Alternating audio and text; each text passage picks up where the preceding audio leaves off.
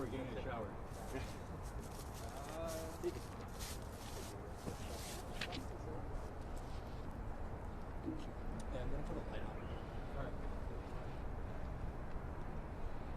Well, good afternoon, everyone. I'm Mayor Tom Barrett, and I am honored to be here this afternoon and be joined by Alderman Scott Spiker, whose district we are in. Gerald Kruschke, our city engineer, is here, as well as Jeff Polensky, our Department of Public Works Commissioner. We're here to talk about the American Rescue Plan, which has brought literally $197 million, or is bringing $197 million to the city of Milwaukee. This is only the first half of the money that President Biden has engineered for communities and throughout this nation. And we are immensely thankful to President Biden, as well as Senator Baldwin and Congresswoman Moore, for their support for this in total $394 million. Again, $197 million, which has now been approved by the city, and then an additional $197 million that will be coming after approximately May of this year. The priorities that we have identified as a city, both me as mayor and the Common Council, include things like childhood education, making sure that our youngest among us have an opportunity to have a safe, reliable education, housing needs through eviction prevention and renovation and building more homes throughout the entire city of Milwaukee. We are using money for workforce development. We are using money to help remediate paint from homes and trying to do everything we can to make this a safer city. So we are also investing in neighborhood cleanup. We are investing in reckless driving. We are investing in public safety. And of course, we are investing in our COVID response as well. In other words, the impact of the ARPA funds will be felt in many ways. And that's exactly what President Biden intended when he advanced ARPA. But there's one issue in particular that I want to highlight this afternoon.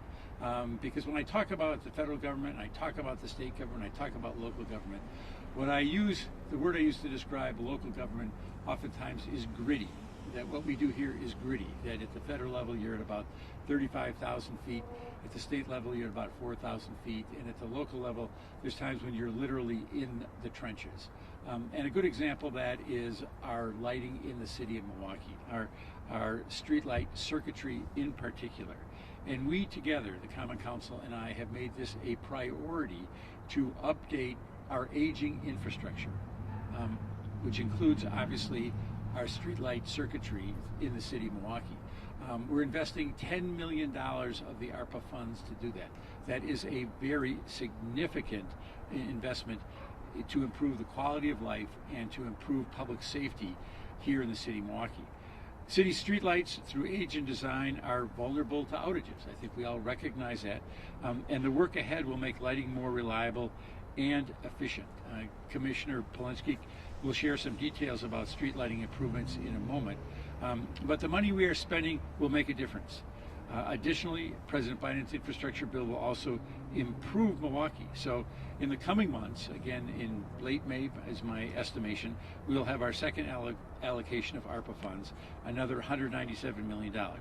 Leaders at City Hall are committed to working cooperatively to make the best use of those funds.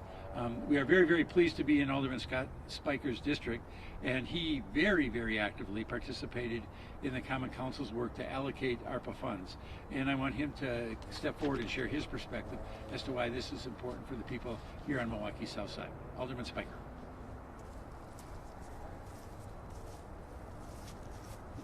Thank you, and welcome to the Garden District, everyone. I'm Alderman Scott Spiker. I just wanted to acknowledge, has stepped into our presence, the godfather of the Garden District, Alderman Terry Witkowski, is joining us. We're just a block away from his house. As the mayor stated, the American Rescue Plan funds have provided a vital lifeline to the nation and to our city in particular. In addition to the federal authorities that were thanked, I'd like to thank the mayor and his administration for partnering with the council and making sure these dollars were spent in the best and most fruitful ways possible. If you know me, I like fiscal responsibility and boring but effective. Streetlights, some people may consider boring. However, if you're an alderman, one thing you'll hear a lot is streets, street lights, water, the guts of our city.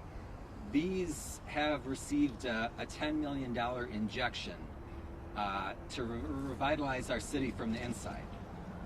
The guts of our city, the infrastructure, is what makes our city run. It is something you can take for granted, but until it fails.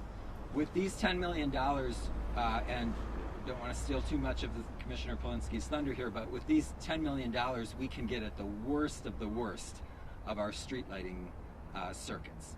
So we are at the edge of one of these, one of the 13 worst. And with the $10 million, 13 of these can be replaced. Well, that, in addition to improving the quality of life for the residents in this neighborhood, also free up our incredibly hardworking electrician and electrical service workers to go tend to other issues around the city. So this is a very practical but very essential use of the ARPA dollars, and combined with the federal infrastructure bill, I think we're making a good, solid investment on the future, long term, of our city. With that, I'd like to turn it over to fixture at the city and himself, Commissioner Polinsky, who will sadly be leaving us soon, but has served at the helm in various capacities of the Department of Public Works, and without whom this city certainly wouldn't be running as efficiently as it is. So with that, I'll introduce it and turn it over to Commissioner Polinsky. Thank you, Alderman Spiker. So street lights are important for many reasons: safety, security, and prosperity in our city. Motorists, pedestrians, and bicyclists are simply safer from accidents and reckless driving in well-lit areas.